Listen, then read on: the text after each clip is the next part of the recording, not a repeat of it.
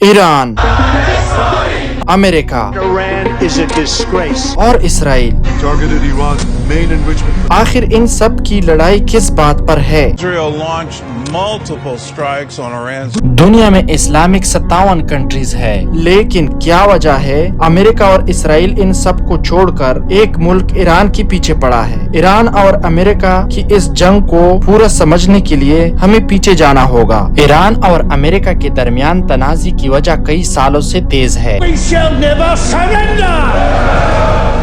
خاص طور پر ایران کی نیوکلر پروگرام اور امریکہ کی طرف سے لائے گئے پابندیوں کے حوالے سے۔ ایران اور امریکہ کے تعلقات کی تاریخ بہت پیچیدہ ہے، جس میں 1953 کے ایرانی انقلاب اور جوہری معاہدے شامل ہے۔ تاریخ تو بہت ہے، لیکن ہم کچھ اہم خاص جگہ سے تاریخ اٹھائیں گے۔ 1953 میں امریکہ اور برطانیہ نے ایرانی وزیر اعظم محمد مصدق کو ہٹانے کی کوشش کی، جس کے نتیجے میں اس کو ہٹایا گیا، جس کے بعد ایران میں شاہ محمد رضا پہلوی کی حکومت قائم ہوئی۔ 1979 میں ایرانی انقلاب کے بعد آیت اللہ خمینی نے ایران کی حکومت سنبھالی اور امریکہ کے ساتھ تعلقات منطق کر دیے۔ 1980 میں ایران عراق جنگ شروع ہوئی،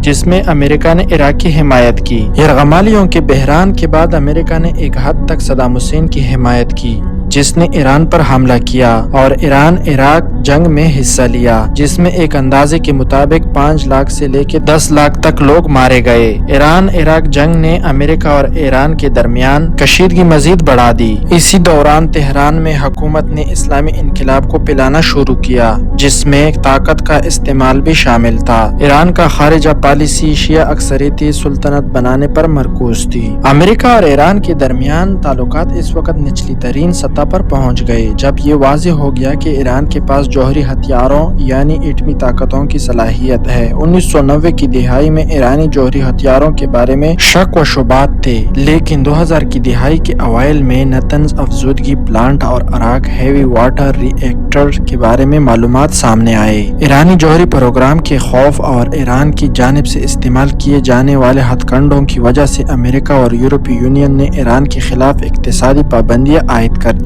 اس کے نتیجے میں ایرانی معیشت پر شدید معیشی دباؤ پڑا، تاہم اقتصادی پابندیاں جوہری پروگرام کو ختم نہیں کر سکے۔ صدر باراک اوباما نے اس جاری بحران کا حل لانے کی کوشش کی، جس نے خلیج فارس اور پورے مشرق وسطی کو غیر مستحکم کر دیا۔ انہوں نے ایک جوہری معاہدے کی تجویز پیش کی جو اسرائیل اور سعودی عرب کو جوہری ہتھیاروں کے خطرے کو کم کرنے اور امریکہ کو ایران کے خلاف اقتصادی پابندیاں ہٹانے کا راستہ فراہم کرنے کے لیے ڈیزائن کیا گیا تھا۔ اور اس کے بعد پھر 2015 میں ایرانی سپریم لیڈر آیت اللہ خامنئی نے ایران جوہری معاہدے پر اتفاق کیا، comprehensive long-term deal with Iran that will prevent it from obtaining a nuclear weapon. جسے صدر باراک اوباما کی ثالثی میں joint comprehensive plan of action کہا جاتا ہے۔ جوہری معاہدے پر دستخط کیے گئے اور اسے عصری امریکی خارجہ پالیسی کے ایک عظیم کامیابی کے طور پر منایا گیا۔ Joint comprehensive plan of action نے وعدہ کیا کہ ایران یورینیم کی افزودگی کی صلاحیت کو کم کرے گا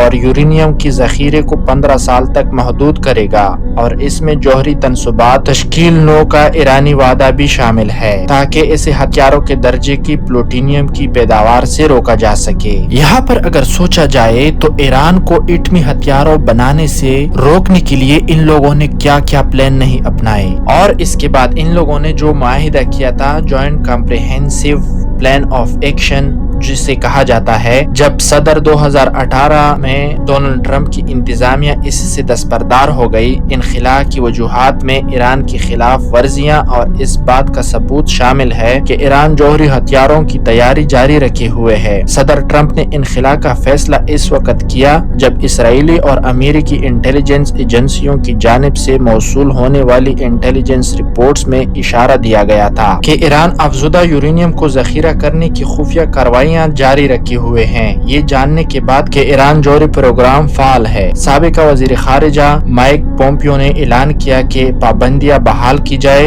اور زیادہ سے زیادہ دباؤ کا طریقہ استعمال کیا جائے۔ اس کے بعد جنوری 2020 میں امریکی ڈرون حملے میں ایرانی جنرل قاسم سلیمانی کو بغداد میں شہید کیا گیا۔ اللہ اکبر، اللہ جس سے جنگ کا خطرہ بڑھ گیا اور دونوں کے درمیان تعلقات اور بھی زیادہ خراب ہو گئے۔ اور پھر 2024 میں ڈونلڈ ٹرمپ کی حکومت نے ایران کے خلاف نئی پالیسیاں اپنائی، جس میں ایران کی جوہری ہتھیاروں یعنی بڑے ہتھیاروں، ایٹمی طاقت وغیرہ کی صلاحیتوں کو محدود کرنے کے لیے اقدامات اس میں شامل تھے۔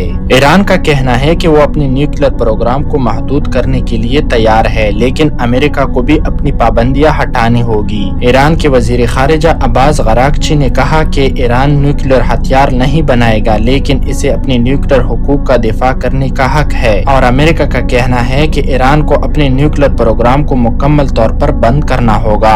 امریکہ کے صدر ڈونلڈ ٹرمپ نے کہا ہے کہ ایران کا نیوکلیر پروگرام امریکہ کی سلامتی کے لیے خطرہ ہے، اور ابھی آپ سب نے دیکھا ہوگا کہ 28 فروری 2026 کو امریکہ اور اسرائیل نے ایران پر حملہ کیا، جس میں ایران کی چند اہم مقامات کو نشانہ بنایا گیا۔ ایران نے اس کے جواب میں اسرائیل اور امریکہ کے مقامات پر حملے کیے۔ 28 فروری 2026 کے جو حملے امریکہ اور اسرائیل نے کیے، انٹرنیشنل میڈیا کہتی ہے کہ آیت اللہ خامنئی اس میں مارے گئے ہیں، اور ایرانی میڈیا بھی کہتے ہیں کہ ہمارا آیت اللہ خامنئی اب نہیں رہے۔ موجودہ صورتحال تنازع جاری ہے، جو دونوں ایک دوسرے پر میزائلوں کے حملے کر رہے ہیں۔